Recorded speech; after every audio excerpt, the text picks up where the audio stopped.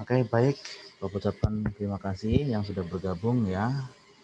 Bapak ucapkan selamat pagi, Sotihotu Budaya. Oke, sebelum kita lanjut ya ke materi, Bapak akan ini dulu apa namanya, pengen tahu dulu apakah suara Bapak itu terdengar dengan jelas. Kedengaran. Jelas ya, oke. Nanti seumpama suara Bapak terputus atau tidak jelas, kamu langsung sampaikan saja ya. Oke, kemudian Bapak minta untuk semuanya kameranya dinyalakan ya. Oke, baik, kita langsung saja ke materi. Bapak akan share screen ya.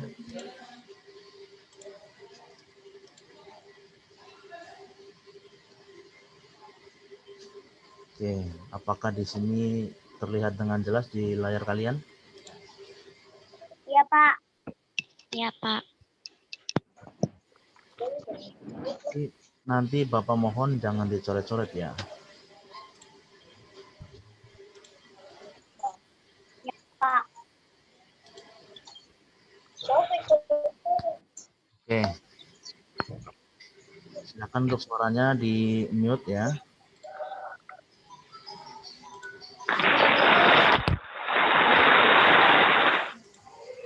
Ya, pada hari ini kita akan mempelajari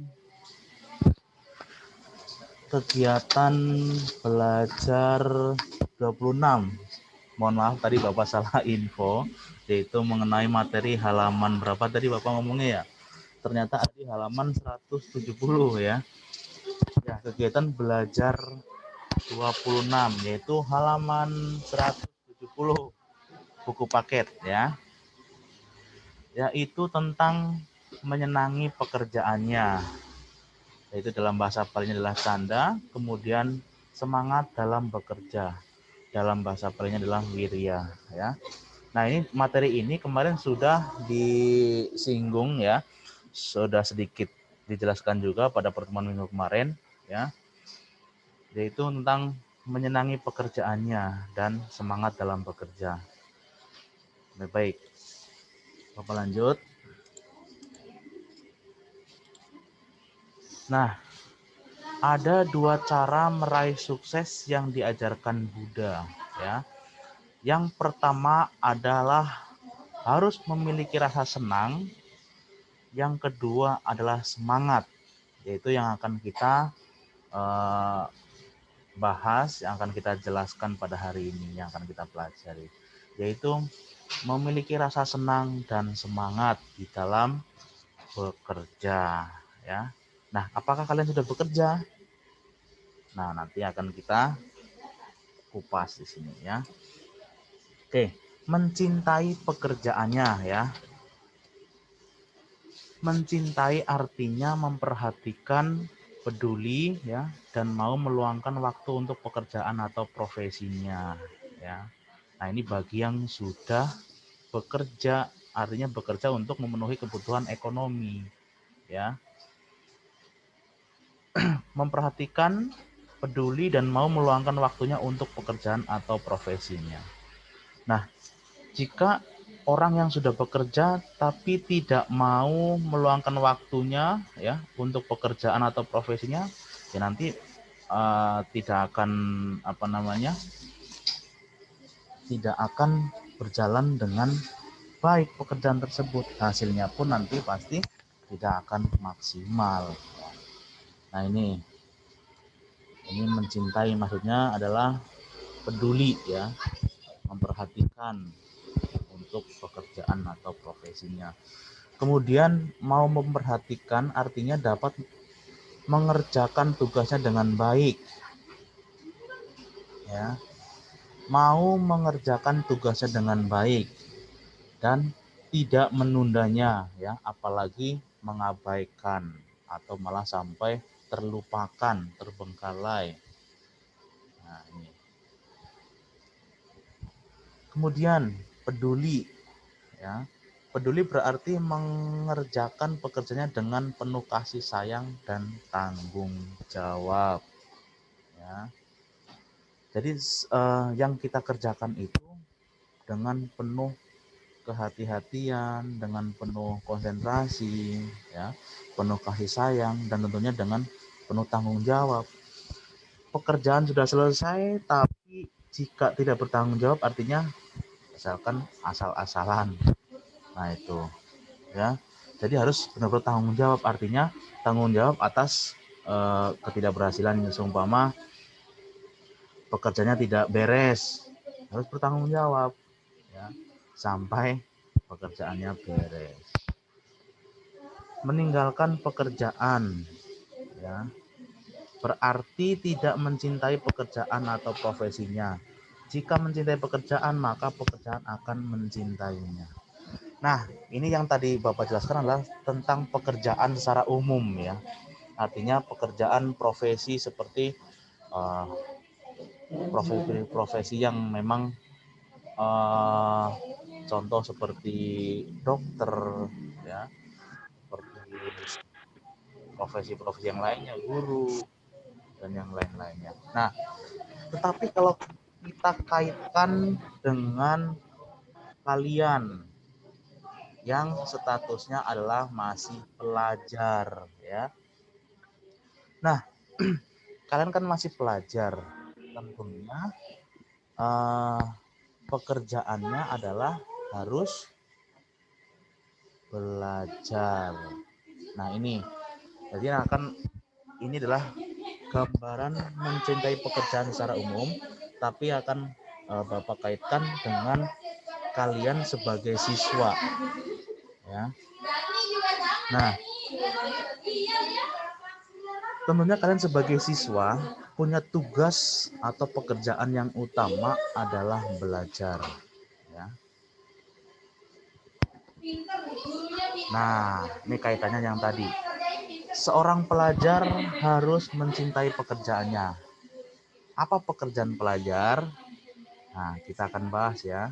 Pekerjaan seorang pelajar atau pekerjaan kalian sebagai siswa, ya, siswa-siswi SD Arya Meta, ya. Nah, yang pertama, tugas pelajar adalah belajar, ya.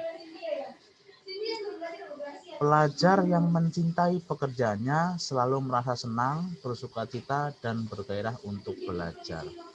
Nah, biasanya siswa-siswa yang mencintai belajar tentunya dia akan merasa senang ketika ingin berangkat ke sekolah, merasa senang pada saat di kelas ketika guru menjelaskan, ya. Terus juga merasa senang ketika guru memberikan latihan-latihan, ya. Terus merasa senang juga ketika ada PR, ya. Jangan malah sebaliknya. Ketika mau berangkat ke sekolah merasa terbebani, merasa nggak semangat, ya, merasa nggak bergairah. Ketika sampai sekolah bermalas-malasan, ya, duduknya aja nyender ke kursi sampai seperti mau tidur. Terus kemudian ketika guru menjelaskan malah ngobrol bersama temannya. Nah, itu tidak mencirikan adalah seorang pelajar yang memang semangat di dalam belajar, ya. Nah, jadi tugas pelajar adalah belajar, ya, yaitu belajar dengan merasa senang ketika belajar, ya, bersukacita dan bergairah untuk belajar. Artinya punya semangat, ya, untuk belajar. Itu yang pertama. Kemudian yang kedua, belajar harus memberikan waktu yang cukup untuk belajar, ya. Seorang pelajar harus memberikan waktu yang cukup untuk belajar. Nah, tentunya ketika di sekolah sudah belajar, misalkan udah pulang sekolah, ya, di rumah entah sore hari atau malam hari harus dibuka kembali, ya. Harus dibuka kembali pelajaran yang sudah dipelajari di sekolah, ya, untuk mengingat kembali biar tidak lupa, ya. Jadi di sini harus benar-benar meluangkan waktu yang cukup, ya, yang cukup untuk belajar, ya. Nah, kamu tentunya juga harus pinter atau pandai membagi waktu kalian antara belajar, ya, terus untuk bermain, terus untuk beribadah, membantu orang tua, dan melakukan tugas rutin sehari-hari, ya. Kalian harus benar-benar pandai untuk membagi waktu. Jangan sampai juga terlalu banyak waktu untuk bermain. Misalkan dari pulang sekolah, dari jam 1 siang sampai malam bermain terus. Itu kurang bijak dalam mengatur waktu, ya. Kemudian kalian juga harus membagi waktu juga untuk beribadah, ya. Beribadah yang agama Buddha tentunya ke wihara, yang agama Islam ke masjid, yang agama Kristen ke gereja, ya, dan yang lainnya. Jadi itu beribadah, ya. Kemudian adalah membantu orang tua, ya. Membantu orang tua. Tentunya pasti terkadang orang tua itu apalagi kalian sudah kelas 5 ya. Itu biasanya minta tolong ke kalian, misalkan Natasha tolong sapu ruang tamu ya, misalkan Hadianto tolong cuci piring ya, karena misalkan mama lagi sibuk nih, misalkan lagi memasak, atau misalkan Richard tolong ngepel halaman di teras depan ya, misalkan seperti itu. Nah, ketika orang tua meminta pertolongan kepada kita, tentunya kita juga harus selalu siap, ya, ketika kita sedang misalkan tidak ngapa-ngapain, ya, atau misalkan sedang bermain, ya, tetap kita harus membagi waktu untuk membantu orang tua juga, karena bagaimanapun walaupun kalian masih kecil kelas 5, ya, untuk belum bisa membantu orang tua yang pekerjaan yang berat, ya, minimal ya pekerjaan-pekerjaan yang ringan, ya, ketika disuruh ya langsung, atau orang tua minta tolong langsung dilaksanakan, jangan nanti ntar gitu, ya, ntar besok gitu, lama-lama malah lupa. Oke, itu jadi seorang tugas pelajar adalah harus belajar, ya, terus kemudian memberikan waktu yang cukup untuk membagi waktunya ya antara bermain, belajar, beribadah, dan lain-lainnya. Nah, tentunya setiap anak tuh beda-beda. Maksudnya adalah ya mungkin kalau belajar di sekolah sama dari jam 7 sampai jam 12. Tapi di luar itu pastinya kan ada yang misalkan siang hari langsung tidur, misalkan istirahat. Ada juga yang langsung bermain. Ada juga yang langsung belajar, yang beda-beda. Ada juga yang belum ganti baju langsung lempar tas, kemudian langsung ngambil sepeda main. Nah, itu mudah-mudahan kalian tidak termasuk anak-anak seperti itu ya, belum ganti baju pulang sekolah lempar tas langsung naik sepeda nggak tahu kemana, ya. Nah, itu jadi kalian harus pintar-pintar membagi waktunya, ya. Silahkan diatur sendiri karena kondisinya kalian kan pasti berbeda-beda, ya. Ada yang pengen istirahat dulu baru belajar, kemudian baru bermain, ya, itu. Jadi silakan kalian diatur sendiri, tetapi jangan sampai waktu untuk belajar itu berkurang, ya, itu. Walaupun di sekolah sudah belajar, ya, sudah dipelajari, namun di rumah ya diulas kembali, apalagi ketika ada tugas atau ada PR, ya.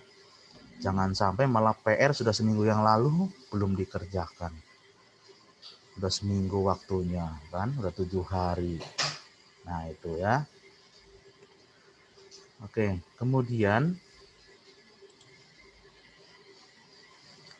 apakah kamu sudah mempunyai jadwal? Artinya begini, bukan jadwal pelajaran, bukan ya. tapi jadwal kegiatan kamu dalam sehari-hari ya. Contoh dari jam 7 sampai jam 12 belajar di sekolah. Misalkan jam 12 sampai jam 1 istirahat, tidur siang misalkan. Ataukah dari jam pokoknya jadwal yang setiap harinya kalian lakukan ya. Nah, tentunya lebih bagus apabila kalian agenda atau kegiatan sehari-harinya sudah terjadwal ya. Sudah terjadwal itu lebih bagus. Artinya misalkan dari jam 7 sampai jam 12 belajar. Terus kemudian jam 12 sampai jam 2 siang misalkan tidur siang. Kemudian jam 2 sampai jam 4 misalkan bermain bersama teman. Misalkan jam 4 sampai hmm, jam 4 sampai jam 6 misalkan waktu makan sore sambil ya mandi segala macam. Kemudian jam 7 sampai jam 8 atau jam 9 misalkan belajar malam. Itu tentunya harus punya jadwal seperti itu, kegiatannya seperti itu. Jadi sudah teragendakan dalam kegiatan sehari-hari gitu ya. Jadi nanti Bapak pengen kamu seperti itu. Jadi punya jadwal kegiatan kamu ya sehari-harinya. Kemudian belajar tidak hanya di sekolah ya. Belajar dapat di mana saja ya, yaitu di sekolah, di rumah, di alam terbuka, dan dimanapun berada kita dapat belajar ya. Artinya belajar ketika di sekolah adalah belajar formal ya. Belajar di rumah juga bisa ya, di alam terbuka misalkan di belakang rumah ada pohon besar ya, sambil ngadem di situ sambil baca buku, atau mungkin sedang perjalanan jauh ke misalkan mau berkunjung ke rumah saudara yang ada di misalkan di Jakarta atau di Bandung atau di mana, dia sambil membawa buku sambil membaca ya, itu jadi artinya belajar itu tidak hanya di sekolah saja tapi dimanapun tempat ketika kalian sudah ada niat itu bisa terjadi. Oke, kemudian belajar di luar sekolah dapat belajar pengetahuan dan keterampilan lainnya ya, bergantung minat kita. Contoh ada yang kursus, misalkan ada yang les balet, kan belajar juga kan. Misalkan ada yang ikut klub olahraga di luar ya, misalkan sepak bola atau berenang, atau mungkin ada yang ikut kursus bahasa Inggris dan segala macam. Nah itu ya. Jadi belajar di luar sekolah juga dapat dilakukan ya, yaitu belajar pengetahuan dan keterampilan lainnya. Misalkan ada yang belajar les piano misalkan di Purwacaraka atau di Yamaha Music School ya. Nah itu namanya adalah belajar di luar sekolah. Oke, kemudian belajar juga tidak kenal waktu, artinya kapanpun kita dapat belajar, yaitu pagi, siang, sore, ataupun malam hari. Nah ini kan biasanya agenda ini, jadwal ini ya, pagi, siang, sore itu tergantung masing-masing anak ya. Ada yang suka belajarnya malam hari, ada yang sore, ada yang siang setelah pulang dari sekolah gitu ya. Maka dari itu silakan kalian untuk waktu belajarnya silahkan disesuaikan dengan keinginan kalian sendiri. Karena kalau dipaksakan nanti hasilnya tidak maksimal. Intinya adalah ada kemauan dari dalam diri itu kapan kalian akan belajar kembali ya setelah pagi hari tentunya di sekolah gitu ya. Kemudian dari sisi umur ya. Jadi belajar itu tidak mengenal usia juga ya. Artinya anak-anak, remaja, dewasa, orang tua sekalipun masih tetap perlu belajar ya. Karena termasuk seperti kayak Bapak juga termasuk harus tetap belajar ya, karena Apalagi kalau ilmu teknologi juga kan semakin hari semakin berkembang.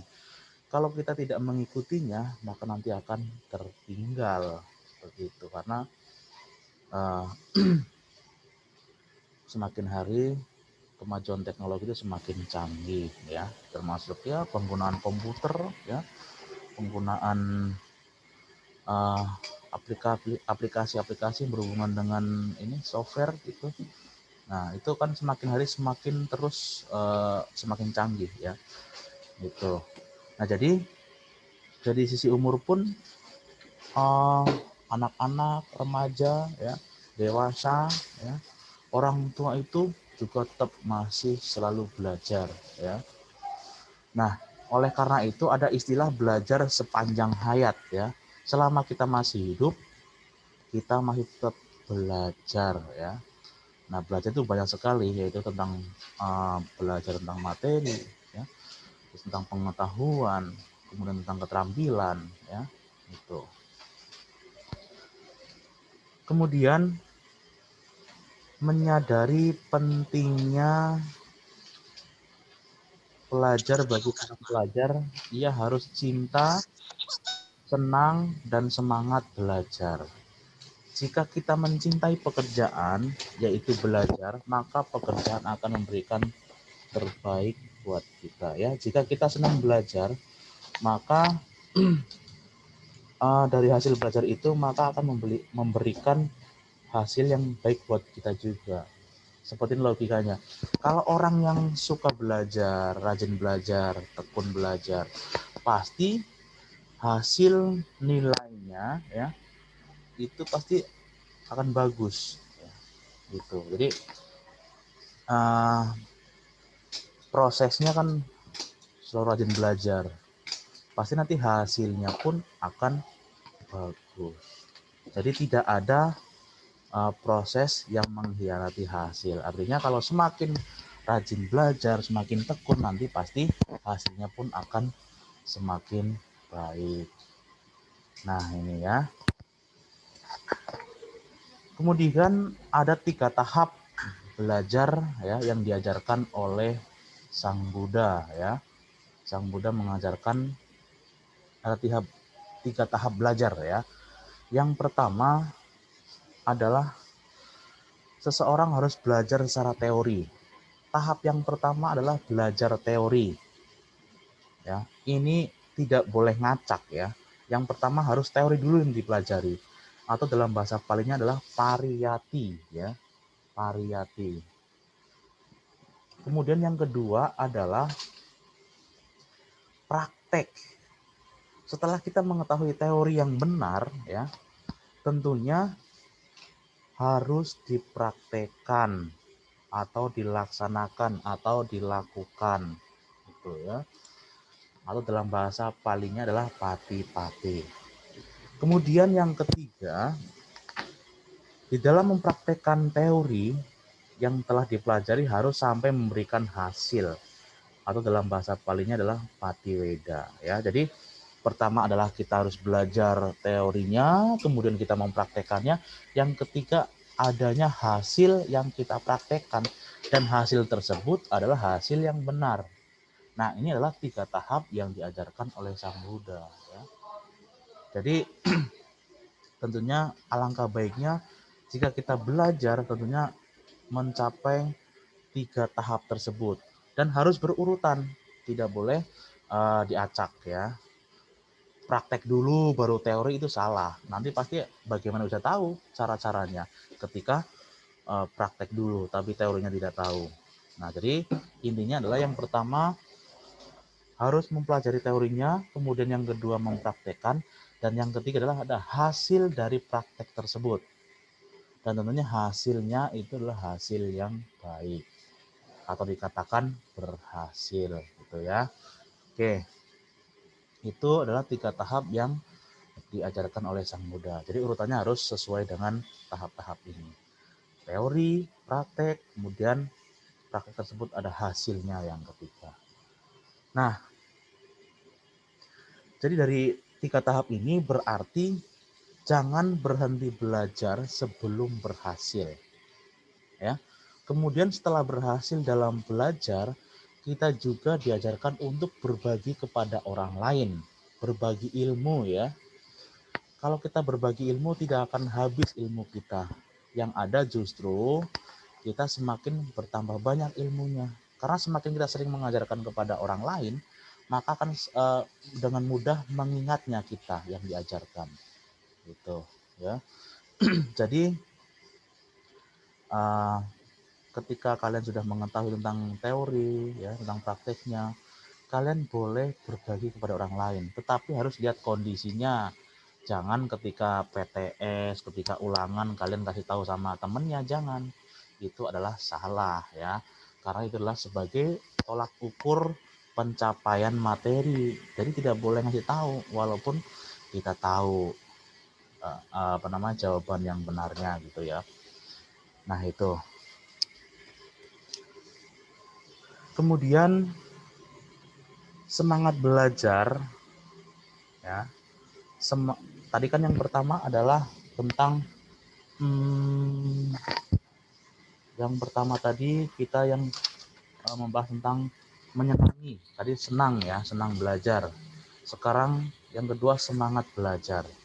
Semangat artinya merasa gembira, bergairah untuk belajar. Agar bergembira dan bergairah dalam belajar, maka seseorang harus sadar betapa pentingnya belajar bagi dirinya. Ya, kamu harus sadar tentunya kamu perlu belajar. Coba bisa dibayangkan ketika kita tidak belajar dari usia bayi ya, misalkan usia 5 bulan. Kalau kita tidak belajar, maka kita tidak akan bisa cara memegang sendok yang benar ketika makan. Tidak akan tahu cara minum yang benar. Ini contoh yang real dan contoh yang simple seperti itu ya. Nah, maka dari itu kita harus tahu ya betapa pentingnya belajar bagi diri kita sendiri. Ya. Pertama bagi diri kita sendiri dulu, nanti yang kedua adalah untuk orang lain. Oke, kemudian jika ingin meraih cita-cita maka harus tekun belajar, pasti ya. Tanpa semangat belajar, cita-cita tidak akan tercapai ya. Nah, lihatlah orang-orang di sekeliling kamu, bagaimanakah nasib orang yang rajin belajar dan bagaimanakah nasib orang yang malas belajar. Nah, pasti konsekuensinya adalah ketika orang yang rajin belajar pasti nilainya akan bagus. Kemudian orang yang malas belajar pasti nilainya akan jelek, kurang ya. Itulah contoh yang real ya. Kemudian semangat ibarat bensin ya bagi kendaraan. Tanpa bensin kendaraan tak akan dapat berjalan ya. Kemudian demikian pula ya belajar tanpa semangat maka akan berhenti belajar. Jika berhenti belajar, maka cepat atau lambat akan mengalami banyak kesulitan dalam hidupnya. Akan mengalami banyak ketidaktahuan di dalam kehidupan. Ya, nanti jadi banyak nanya ini, itu, dan segala macam. Ya, ketinggalan informasi dan segala macam. Nah, maka dari itu, agar memiliki semangat, maka harus memiliki cita-cita yang jelas di masa depan. Ya, tentunya kalian harus punya cita-cita ya, biar kita ada semangat untuk belajar ya. Contoh seperti Pangeran Siddhartha yaitu memiliki cita-cita yang jelas, yaitu menjadi Buddha ya. Dengan cita-cita mantap tersebut, kita tahu bahwa Pangeran Siddhartha akhirnya dapat menjadi Buddha ya. Nah, tentu cita-cita tidak cukup, tapi barengi usaha yang terus dan semangat merah ya. Nah, itu jadi intinya adalah kalian harus tetap semangat belajar ya. Kejarlah cita-citamu, kemudian terus berusaha, kemudian semangat dan pantang menyerah ya. Jadi inti pembelajaran pada hari ini adalah kalian harus menyenangi dan semangat di dalam belajar Oke. Nah, itu adalah materi pada hari ini ya. Mudah-mudahan apa yang sudah Bapak sampaikan ini kalian bisa memahaminya, kemudian bisa mempraktekkan dalam kehidupan sehari-hari gitu ya. Bapak harapkan kalian harus mempraktekkan yaitu semangat dan menyenangi belajar. Karena kita tahu bahwa belajar adalah kunci sukses. Seperti itu ya anak-anak ya. Oke, itu materi pada hari ini. Untuk hari ini jumlah siswa yang ikut bergabung di Zoom adalah 28 siswa ya. Terus kemudian pada hari ini tidak ada tugas ya. Itu hanya penjelasan yang sudah Bapak sampaikan. Ya mudah-mudahan kalian bisa memahaminya. Mudah-mudahan jelas apa yang Bapak sampaikan. Jelas ya anak-anak ya?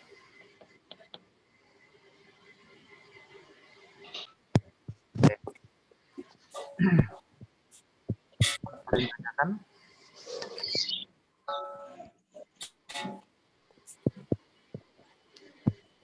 Baik, jika tidak ada, waktunya tinggal 1 menit. Waduh, soalnya nggak jelas. Siapa yang mau ngomong nih?